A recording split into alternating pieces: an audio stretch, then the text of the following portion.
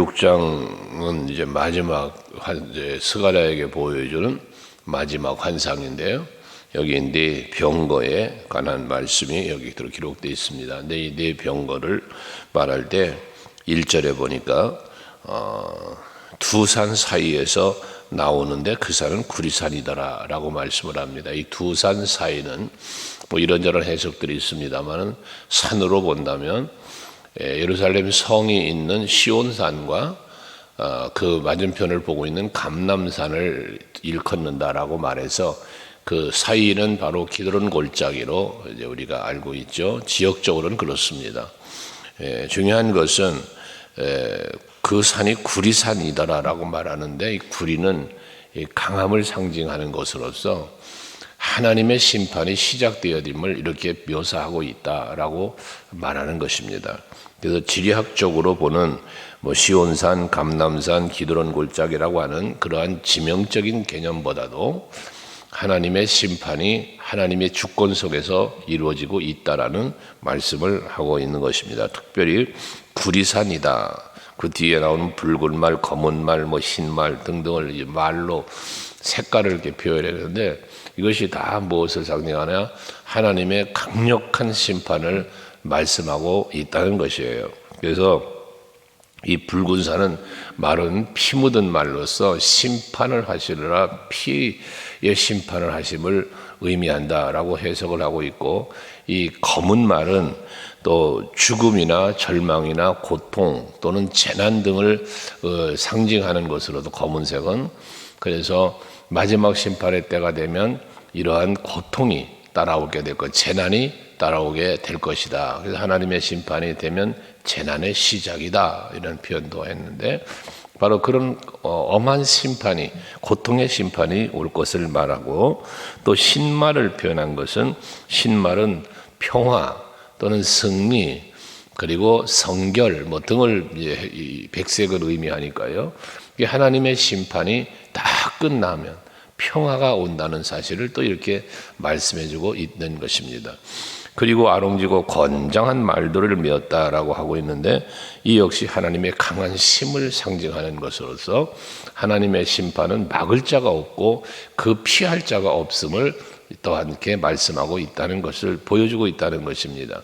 우리도 예수 그리스도의 재림을 기다리는데 예수의 재림도 마찬가지입니다. 그 누구도 알 수 없고 때와 시기를, 또 예수님의 재림의 심판을 그 누구도 피할 수가 없는 이런 바로 하나님의 심판을 말씀한다는 거예요. 특별히 5절에 보면 천사가 대답하여 이르되 그 환상을 본 스가랴는 무엇입니까? 하고 물으니까 이는 하늘의 네 바람인데 온 세상의 주 앞에 서 있다가 나가는 것이다 라고 해서 주 앞에 있던 말들이, 병거들이 지금 심판하러 나갔다는 이야기거든요. 심판의 시작은 어디 있느냐? 하나님의 주권에 있다. 그래서 그 때와 시를 아무도 모르고, 아들도 모르고 천사들도 모르고 아무도 모른다는 거예요. 모든 주권은 왜 하나님께 있기 때문에 그렇다는 것입니다. 그러므로 우리는 늘 깨어 기도하고 근신하고 정신 차리고 이런 뭐 굳게 서서 이런 표현들을 하는 이유는 언제 오실지 모르니까 우리는 늘 깨어서 근신하여 주님 오실 날을 기다리는 자가 되어야 된다는 거죠. 주를 맞을 준비하는, 준비되어 있는 자로서 주님을 기다려야 된다는 것을 우리에게 늘 교훈을 주지 않았습니까? 예수께서도 말씀하셨고 사도 베드로도 말하고 뭐 바울도 말하고 모든 이들의 경고는 무엇이에요? 권면은 마지막 때를 준비하라는 것입니다. 열처녀의 비유에서 예수님도 친히 말씀한 것처럼 기름을 준비한 자와 그것을 준비하지 못한 자를 비유하시면서 신랑이 오실 때 더디 오셨다 그랬잖아요. 자기들이 생각했던 때에 안 왔다는 얘기예요. 그러나 분명한 것은 오셨다는 거죠. 이것처럼 우리가 하나님 앞에 서는 날도 반드시 온다. 주 예수의 재림의 날이 반드시 온다라는 비믿음이 우리에게 있어야 하고, 그 오심이 우리에게는 두려움과 불안이 아니라 기다리며 기쁨이요 평화, 뒤에 백말에 표현한 것처럼 평화가 있고 승리가 있다는 거예요.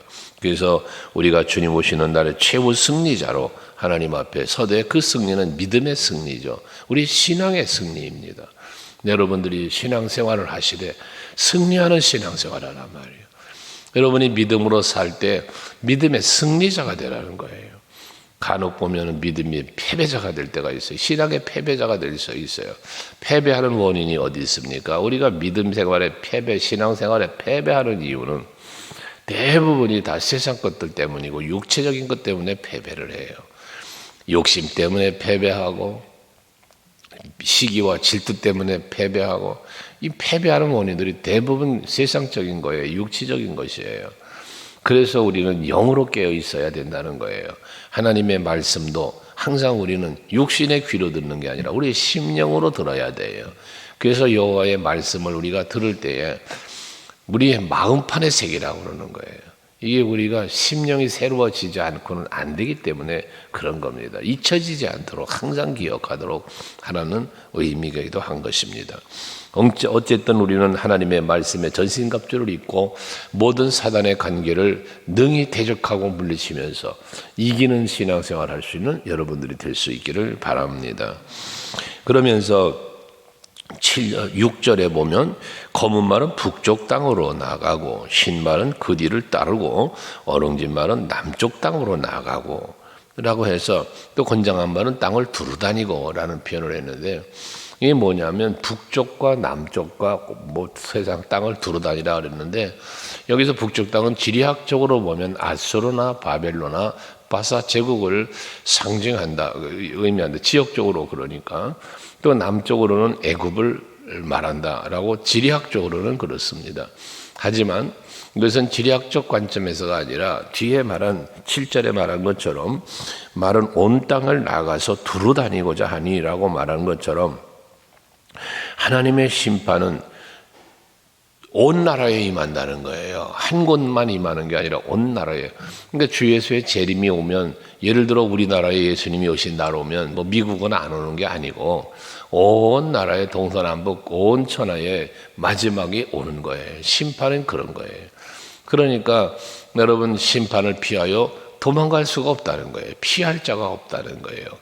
예수님의 비유 가운데 보면 예수님의 오심, 들림받음에 대해서 말씀한 게 있죠. 3가지가 있죠. 2사람이 함께 밭을 갈다가, 2사람이 함께 잠을 자다가, 2사람이 함께 매를 갈다가, 이런 비유를 했잖아요. 하나는 들림받고 하나는 버려둠이 될 것이다 라고 말씀을 했는데, 그게 뭡니까? 때에 때. 그게 2사람이 함께 밭을 가는 것은 낮이고, 2사람이 함께 매를 가는 건 이른 아침이고, 2사람이 함께 잠을 자는 건 밤이고.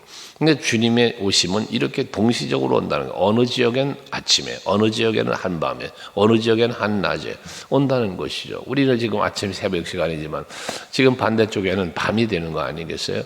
그런 것처럼 온 우주적 하나님의 심판과 재림이 있을 것을 동시적 심판을 말씀하고 있다는 것이죠.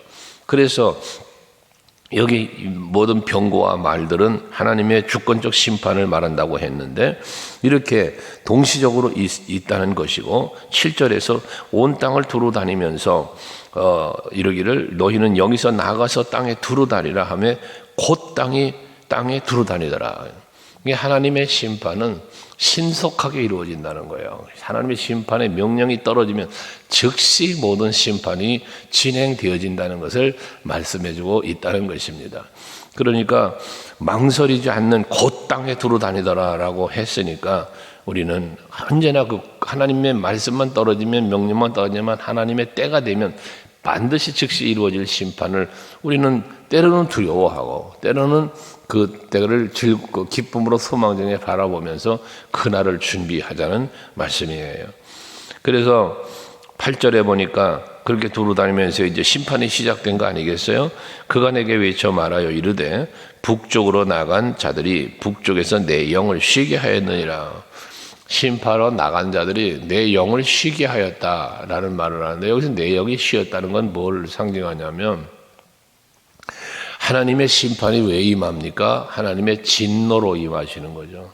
하나님이 진노하신 거예요. 진노하셔서 저들을 심판을 하시는 거예요. 바벨론을, 아수르를, 바사를, 이 이스라엘 백성들, 하나님의 택한 백성을 괴롭혔던 저들을 하나님께서 지금 심판하시는 거잖아요. 그 심판의 내면 속에 뭐가 있냐? 하나님의 때가 물론 있습니다만, 언약의 때가 있습니다만, 그 백성들을 괴롭히는 자들 때문에 진노하는 거예요. 이스라엘 백성들이 우상을 섬기고 하나님을 경배하지 않은 것 때문에 진노하시고 저들을 멸망시키셨던 것처럼, 이 하나님의 심판의 내면에는 하나님의 진노가 있다는 거죠. 그래서 그 진노로 하나님이 심판을 하시는데, 이 병거들이 나아가서 두루 외치며 나갔던 그러한 자들이 북쪽으로 나간 아수르나 바벨론을 지역을 심판하고 멸망시키는 거죠. 그들이 내 영을 쉬게 했다는 것은 결국 하나님의 진노를 가라앉혔다. 그래서 하나님의 심판이 이제는 끝났다라는 표현을 이렇게 내 영을 쉬게 하였다라고 말씀하고 있는 것입니다. 하나님 여기 그 내용을 쉬게 했다라는 단어는 마음을 시원하게 했다라는 의미를 갖고 있어요. 그러니까 내 영을 시원하게 했다, 내 마음을 시원하게 했다라는 의미로 해석할 수도 있다는 것이죠. 이 말은 뭐예요? 심판을 시작해서 내보낸 병거와 말들 가서 하나님의 마음이 시원할 정도의 심판을 했다는 의미인 것이에요. 여러분, 우리는 하나님의 진노로 인하여 우리가 심판을 받고 하나님의 마음이 시원한 게 아니라, 우리는 하나님의 기쁨이 되셔서, 여러분이 하나님의 기쁨이 되는 삶으로 하나님의 마음을 시원하게 해드릴 수 있는 여러분이 될 수 있기를 바랍니다. 다윗은 하나님의 마음에 합당한 자, 마음에 맞는 자라, 이런 소리를 들은 사람이잖아요. 이것처럼 여호수아 갈렙도 하나님의 마음에 쏙 드는 사람이었어요. 10사람의 정탐꾼들은 부정적인 보고를 하고 하나님을 대적하려고 했지만 여호수아 갈렙은 반대였잖아요. 그들을 하나님의 마음을 시원하게 기쁘게 해준 인물들이었다는 이야기인 것이죠. 이것처럼 여러분들도 항상 하나님이 여러분을 보실 때 하나님이 기뻐하고 내 마음이 참 시원하다라고 말할 수 있는 여러분들이 되시자는 겁니다.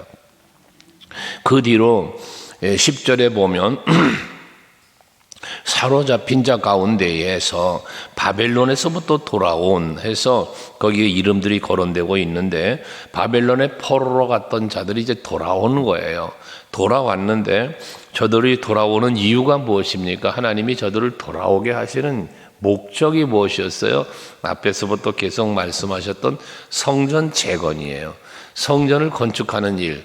이것을 왜 성전을 재건합니까? 성전을 재건축해서 해야 그곳에서 하나님 앞에 예배가 이루어지고 우상을 섬기는 게 아니라 하나님을 섬기는 자들이 될 수 있으니까. 하나님은 이 일을 우선하라고 그랬잖아요. 학개서에서도 말씀했던 것처럼 저들은 하나님의 성전은 내버려 두고 건축하는 일을 멈춰두고 자기들의 집들만 완벽하게 건축해서 살았다고 말했지 않았어요? 그랬던 것처럼 지금 성전 재건을 위하여 이제 이들을 고레스 왕 원년에 스룹바벨과 이 느헤미야와 이들을 보낸 거 아닙니까? 포로를 해방시켜줬다가 말이에요. 그런데 돌아와서는 그걸 안 하니까 하나님께서 이 일을 책임지고 건축하는 일을 할 수 있도록 이 일을 행하는 거예요. 그래서 이들이 돌아와서 그 뒤에 보면 집에 들어가서 그들에게서 받대. 이게 뭐 받는 거예요? 금과 은과 이런 걸 재물을 받았다는 거거든요. 이 재물이 뭡니까? 돌아올 때 저들이 가지고 온 거예요. 마치 출애굽을 할 때에 이스라엘 백성들이 큰 재물을 가지고 나왔다고 그랬잖아요. 출애굽기 12장에 보면 또 이건 하나님께서 창세기 15장에서 아브라함과 한 약속이기도 하고요. 그 이스라엘 백성들이 큰 재물을 가지고 나왔는데 그 재물들이 다 어디에 사용됩니까? 성막을 짓는 일에 사용되잖아요. 그래서 그 은금 폐물을 가져온 걸 전부 모세 앞으로 가져오니까 이 가지고 온 것 백성들이 날마다 아침마다 가져왔다고 그랬어요. 그만큼 애굽에서 큰 재물을 가지고 나왔던 거예요. 이걸 가지고 전부 뭐에 사용했냐면 그 광야에서 성막을 만들 때 성막 만드는 일에 다 사용되어진 것들이에요. 너무 많이 가져오니까 그만 가져오라고 말할 정도로 했다잖아요. 큰 재물을 가져왔던 거거든요. 근데 여기도 마찬가지 바빌론의 포로로 잡혀갔던 자들이 돌아왔는데 이 돌아온 자들의 집에 가서 뭐 했어요? 그들이 가져왔던 은과 금을 가져다가 뭘 했냐? 면류관을 만들었다는 거예요. 면류관을 만들어 가지고 그 면류관을 여호사닥의 아들인 대제사장 여호수아의 머리에 씌워줬다는 거예요. 이건 여호수아에게 대제사장의 면류관을 씌워줬는데, 면류관은 상징은 두 가지죠. 하나는 대제사장이고 하나는 왕이에요.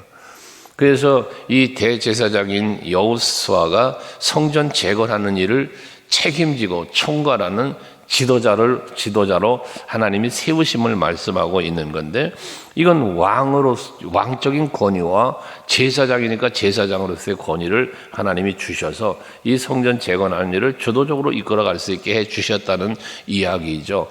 그런데 이것은 그 뒤에 보면 12절에 보라, 싹이라 이름하는 사람이 자기 곳에서 돋아나서 여호와의 전을 건축하리라 그러잖아요. 지금 여호수아와 돌아온 백성들이 성전을 재건해야 되는데, 이 성전 재건하는 일을 싹이라 이름하는 자가 나와서, 그리고 이 성전을 건축을 할 것이다 라고 말씀을 해요. 여기서 말하는 싹이 뭐예요? 이사야 선지자가 말씀한 대로 이새의 줄기에서 한 싹이 나온다. 메시아의 예언이죠. 그래서 결국은 진정한 영원한 성전의 건축은 예수 그리스도 메시아를 통하여 세워질 교회를 말씀하고 있는 것입니다. 그래서 메시아 예수께서 오셔서 친히 그리스도의 몸된 고린도전서 3장 11절 말씀을 여러분에게 자주 드리지만, 교회를 세우시는데 그 교회의 터가 뭐다? 예수 그리스도시다. 그래서 예수 그리스도는 곧 교회의 머리요 성전이라고 말씀하시는 것처럼, 그 몸이라고 하는 것처럼 메시아 예수께서 교회의 머리가 되시고 그 터가 되셔서 교회를 세우실 것을 말씀하는 거예요. 결국 이 교회는 우리가 생각하는 이런 건물의 교회보다 우리들의 몸이, 우리들의 심령이, 교회가 예수가 여기 계시는 곳, 교회는, 성전은 하나님이 계시는 곳이잖아요. 이게 그런 의미로서, 그래서 우리는 개체적 교회이기도 하지만 공동체적 교회도 돼야 된다는 걸 말씀하는 거예요. 예수님이 중심이 된 내 안에 하나님의 영이 거하는 성전이지만, 그러나 개체적 성전의 의미는 큰 의미가 없어요.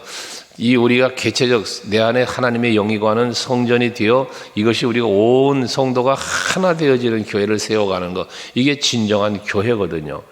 예수를 통하여 세워진 교회들, 이게 이제 사도행전에서 세워진 교회들 아닙니까? 예루살렘에서부터 시작되어졌던 교회가 안디오기로, 에베소로, 로마로 이어지는 전 세계로 퍼져나가는 이 복음의 물결을 말하는 거죠. 예수 그리스도의 십자가의 복음으로 세워진 그 교회들을 이야기하는 거예요. 궁극적으로는 영원한 하나님의 나라의 새 하늘과 새 땅, 새 성전이 세워지는 거죠. 이게 다 예수를 그리스도를 통하여 이루어지는 일이니까 우리는 뭐 하는 거예요? 그 안으로 들어가게 되는 것이죠. 13절에 그가 여호와의 전을 건축하고 영광도 얻고 그 자리에 앉아서 다스릴 것이요, 또 제사장이 자기 자리에 있으리니 이 둘 사이엔 평화의 의논이 있으리라 하셨다라고 말합니다. 왕과 제사장의 직분을 감당하는 영원한 제사장, 영원한 왕, 바로 메시아죠. 그래서 영원한 평화의 구원을 이루게 될 것을 말씀하는 거예요. 저와 여러분은 지금 예수 그리스도를 믿는 믿음 안에서 영원한 구원, 영원한 평안을 누리고 있다는 사실이죠. 이 평안은 어디까지? 영원한 하나님의 나라까지 이어질 거니까 말입니다. 그러면서 이제 그것을 14절에 보면 그 헬렘과 도비아와 여디아의 스냐와 아들 헨을 기념하기 위하여 여호와의 전 안에 두라. 뭐를 그 안에 두는 겁니까? 면류관을요. 이 면류관을 그들의 집에서 가져온 은과 금으로 만든 거였잖아요. 이게 헌신자들을 통하여 세워진 교회에 그 면류관을 기념하여 두라는 거죠. 결국 하나님께서 베풀어줬던 은혜, 그건 뭐예요? 포로 생활하던 자가 돌아온 거잖아요. 자유를 얻은 거잖아요. 죄와 허물로 죽었던 내가 살아난 거잖아요. 구원이라는 게. 이런 하나님의 은혜를 기억하라는 거예요. 그 기념하라는 말은 기억을 하라는 거예요. 그래서 항상 우리는 이 성전에 나와서 기도하면서 기억해야 되는 것. 내가 하나님의 은혜 없이 어떻게 오늘 이 아침에도 이 자리에 있겠습니까? 항상 하나님의 은혜를 기억하면서 감사하면서 예배하고 하나님을 경배하고 하나님을 온전히 믿고 따르는 그러한 삶을 살아가는 것. 이게 우리 구원받은 성도가 살아가야 할 삶이라는 것이죠. 그러면서 15절에는 먼데 사람들이 와서 여호와의 전을 건축하리니 라고 말씀하셔서 여기서 말하는 먼데 사람은 이방 나라 사람들을 말하는 거죠. 그래서 예수 그리스도의 복음이 이방 나라에까지 바울을 통하여 전파됐고 거기서 이방인의 구원이 이루어지지 않았어요? 바로 이와 같은 일을 이렇게 예언하고 있다는 사실을 말하고 있습니다. 그러니 이제 우리는 오늘 이 시대에 살고 있는 우리들은 이미 하나님께서 이 구약의 시대에서 예루살렘과 그 시온산과 감람산의 사이에 기드론 골짜기에서 이 심판이 이루어지고 바벨론, 아수르 이 역사적인 사건들이 아니라 그건 이미 지나간 역사적 사건들이었고 오늘 우리는 하나님의 주권적인 섭리 안에서 모든 악을 멸하시고 선을 이루시는 하나님의 뜻 안에서 저와 여러분들은 구원받은 무리가 되고 하나님의 자녀가 되었으니 이제 하나님께 영광 돌리면서 감사하면서 기뻐하면서 다시 오실 예수, 재림의 예수를 소망 중에 기다리며 살아갈 수 있는 우리들이 되어야 할 것이에요. 오늘도 바로 그런 믿음과 소망으로 사시면서 하나님께는 영광을 돌리고 여러분들은 즐겁고 행복한 한날의 삶을 살아가시기를 주의 이름으로 축원합니다. 기도하겠습니다.